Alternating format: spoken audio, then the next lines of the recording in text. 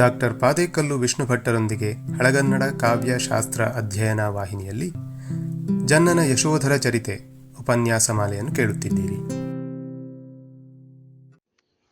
ಶ್ರೀ ಗುರುಭ್ಯೋ ನಮಃ. ಜನ್ನನ ಯಶೋಧರ ಚರಿತೆಯ 4ನೆಯ ಅವತಾರದಲ್ಲಿ 73ನೆಯ ಪದ್ಯ ಈ ರೀತಿಯಲ್ಲಿದೆ. ಪ್ರಜೆಯೆಲ್ಲಂ ಜಲಗಂಧ ಸ್ರಜ ತಂಡುಲ ಧೂಪ ದೀಪ ಚರುತಾಂಬೂಲ ವ್ರಜದಿಂ ಪೂಜಿಸುವುದು ಜೀವಜಾತದಿಂದೆನಗೆ ಬಲಿಯನಿತ್ತೊಡೆ ಮುನಿವೆಂ. ವಿಂಗಡಿಸಿ ಓದೋಣ. ಪ್ರಜೆಯೆಲ್ಲಂ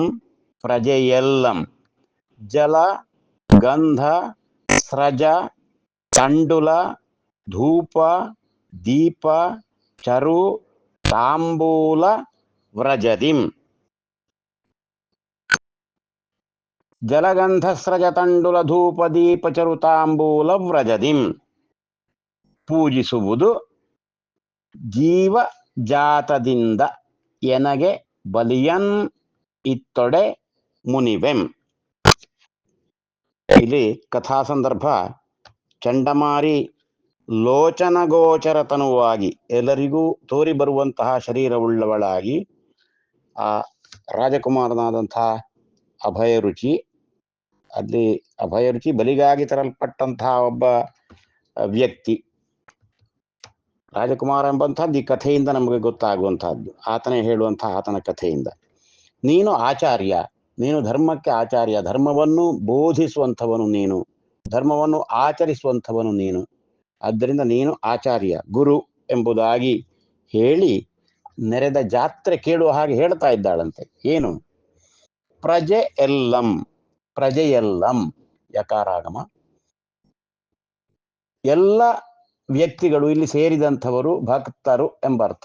ಯಾರು ಚಂಡಮಾರಿ ದೇವತೆಯನ್ನು ನಂಬುತ್ತಾರೋ, ಗೌರವಿಸುತ್ತಾರೋ, ಬಲಿ ಇತ್ಯಾದಿಗಳನ್ನು ಕೊಟ್ಟು ಜಾತ್ರೆ ನೆರೆದು ಆಚರಣೆಗಳನ್ನು ಮಾಡುತ್ತಾ ಇದ್ದಾರೋ ಅವರೆಲ್ಲರನ್ನು ಕುರಿತು ಎಲ್ಲರೂ ಕೇಳಿಸಿಕೊಳ್ಳುವ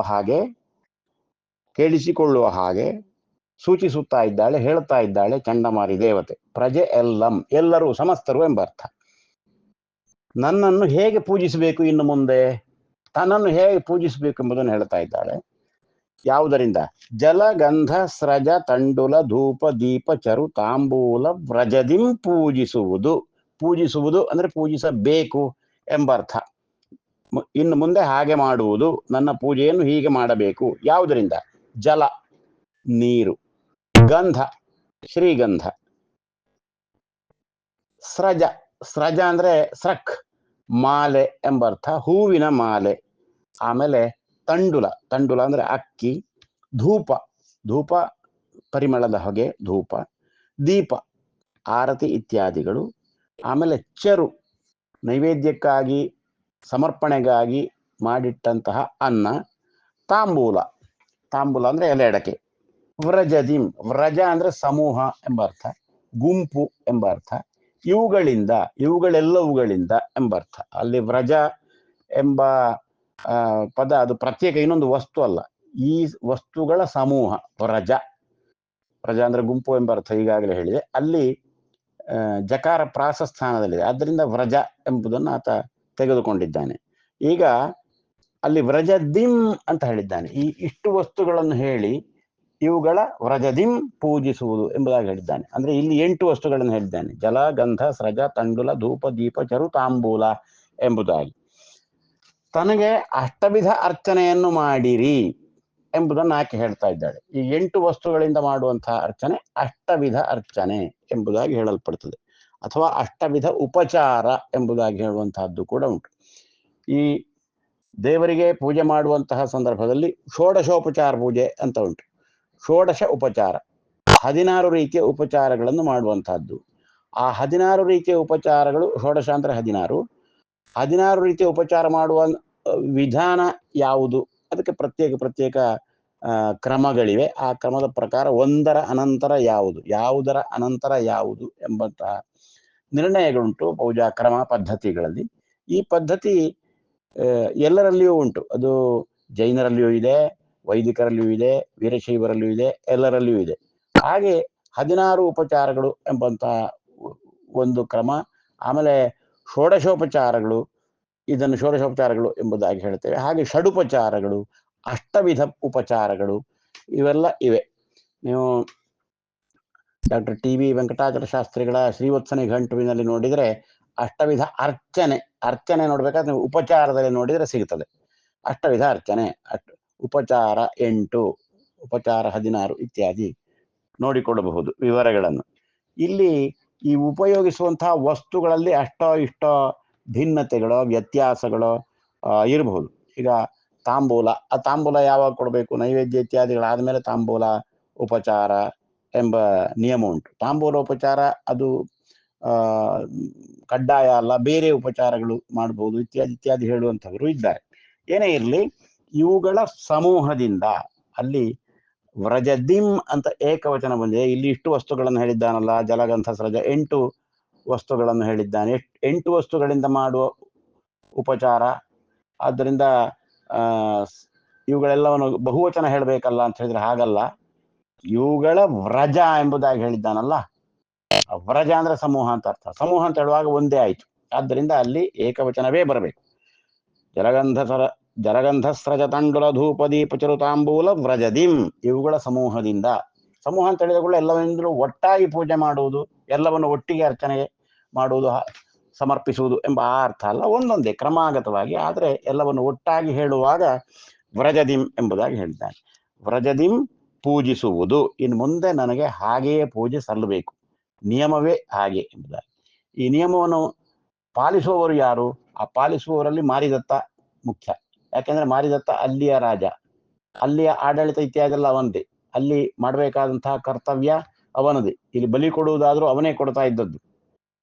ಎಲ್ಲರಿಗೂ ಒಳ್ಳೆಯದಾಗಬೇಕು, ಈ ಮಾರಿ ದೇವತೆಯ ಚಂಡಮಾರಿ ದೇವತೆಯ ಅನುಗ್ರಹ ಎಲ್ಲರಿಗೂ ಸಿಕ್ಕಬೇಕು, ತನ್ನ ರಾಜ್ಯದ ಎಲ್ಲರೂ ಈ ದೇವತೆಯ ಅನುಗ್ರಹವನ್ನು ಪಡೆಯಬೇಕು ಎಂಬ ಕಾರಣದಿಂದ ಆತ ಮಾಡ್ತಾ ಇದ್ದ. ಆಮೇಲೆ ಇತರರು ಮಾಡ್ತಾ ಇದ್ದಿರಬಹುದು. ಆತನಿಗೆ ಈ ಹೊಣೆಗಾರಿಕೆ ಆತನಿಗೆ, ಇನ್ನು ಮುಂದೆ ಆತನೇ ಅದನ್ನು ನೋಡಿಕೊಳ್ಳಬೇಕು. ಆಮೇಲೆ ಉಳಿದವರೆಲ್ಲರೂ ಆತನನ್ನು ಅನುಸರಿಸಬೇಕು. ಈ ವಸ್ತುಗಳಿಂದಲೇ ಪೂಜೆ ಮಾಡಬೇಕು ಎಂಬುದಾಗಿ ನಿರ್ದೇಶನವನ್ನು ಮಾಡ್ತಾ ಇದ್ದಾಳೆ. ಚರುತಾಂಬೂಲ ವ್ರಜದಿಂ ಪೂಜಿಸುವುದು. ಜೀವಜಾತದಿಂದ, ಜೀವಜಾತ, ಜಾತ ಅಂದ್ರೆ ಹುಟ್ಟಿದ್ದು ಅಂತ ಅರ್ಥ. ಜೀವಜಾತ ಜೀವಿಯಾಗಿ ಹುಟ್ಟಿದಂತಹದ್ದು, ಅಂದ್ರೆ ಸಜೀವಿಯಾದ ಪ್ರಾಣಿಗಳು ಎಂಬ ಅರ್ಥ. ಅಲ್ಲಿ ಕೋಳಿ ಇರ್ಬೋದು, ಕುರಿ ಇರ್ಬೋದು, ಹಂದಿ ಇರ್ಬೋದು, ಕೋಣ ಇರಬಹುದು ಇತ್ಯಾದಿ. ಅವು ಕೋಣಗಳನ್ನು ಕಡಿದು ಬಲಿ ಕೊಡುವಂತಹ ಕ್ರಮ ಇತ್ಯಾದಿಗಳೆಲ್ಲ ಇದ್ದು, ಬೇರೆ ಬೇರೆ ಕಡೆಗಳಲ್ಲಿ ಬಲಿ ಕೊಡುವಂತಹ ಪದ್ಧತಿ ಬೇರೆ ಬೇರೆ ಇದೆ. ಮಾಸ್ತಿ ವೆಂಕಟೇಶ ಅಯ್ಯಂಗಾರರ ಕಲ್ಮಾಡಿಯ ಕೋಣ ಅಂತ ಒಂದು ಕಥೆ ನೆನಪಾಗ್ತದೆ ನನಗೆ. ಅಲ್ಲಿ ಒಂದು ಕೋಣವನ್ನು ಬಲಿ ಕೊಡುವಾಗ ಆ ಕೋಣ ಓಡಿ ಹೋದಂತ ಇತ್ಯಾದಿ ಎಲ್ಲ ಏನೋ ನೆನಪಿಗೆ ಬರ್ತದೆ.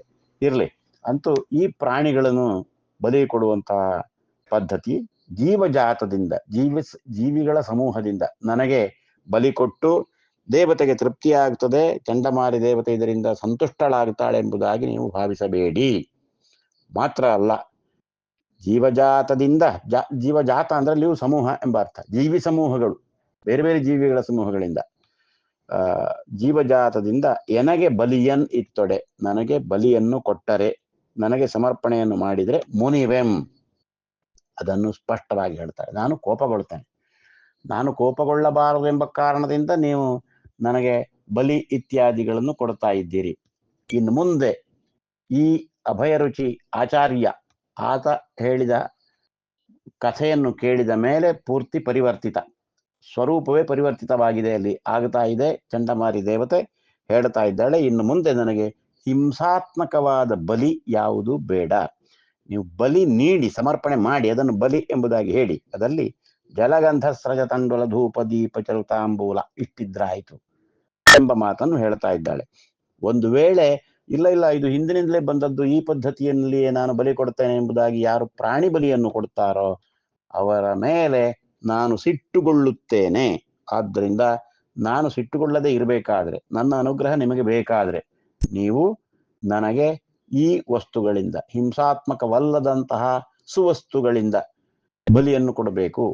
ಹಿಂಸಾತ್ಮಕವಲ್ಲದ ಸುವಸ್ತುಗಳಿಂದ ನೀವು ಅರ್ಚನೆಯನ್ನು ಮಾಡಬೇಕು, ಸಮರ್ಪಣೆಯನ್ನು ಆ ರೀತಿಯಲ್ಲಿ ಮಾಡಬೇಕು ಎಂಬುದಾಗಿ ಚಂಡಮಾರಿ ದೇವತೆ ಬಂದು ಹೇಳುತ್ತಾ ಇದ್ದಾಳೆ. ಅದನ್ನು ಎಲ್ಲರೂ ಕೇಳಿಸಿಕೊಂಡಿದ್ದಾರೆ. ಮಾರಿದತ್ತನಿಂದ ತೊಡಗಿ ಅಲ್ಲಿ ಜಾತ್ರೆಯಲ್ಲಿ ಸೇರಿದಂತಹ ಎಲ್ಲರೂ ಅದನ್ನು ಕೇಳಿಸಿಕೊಂಡಿದ್ದಾರೆ. ಅಭಯ ರುಚಿ ಅಭಯಮತಿಯರು ಅಲ್ಲಿಯೇ ಇದ್ದಾರೆ. ನಮಸ್ಕಾರ.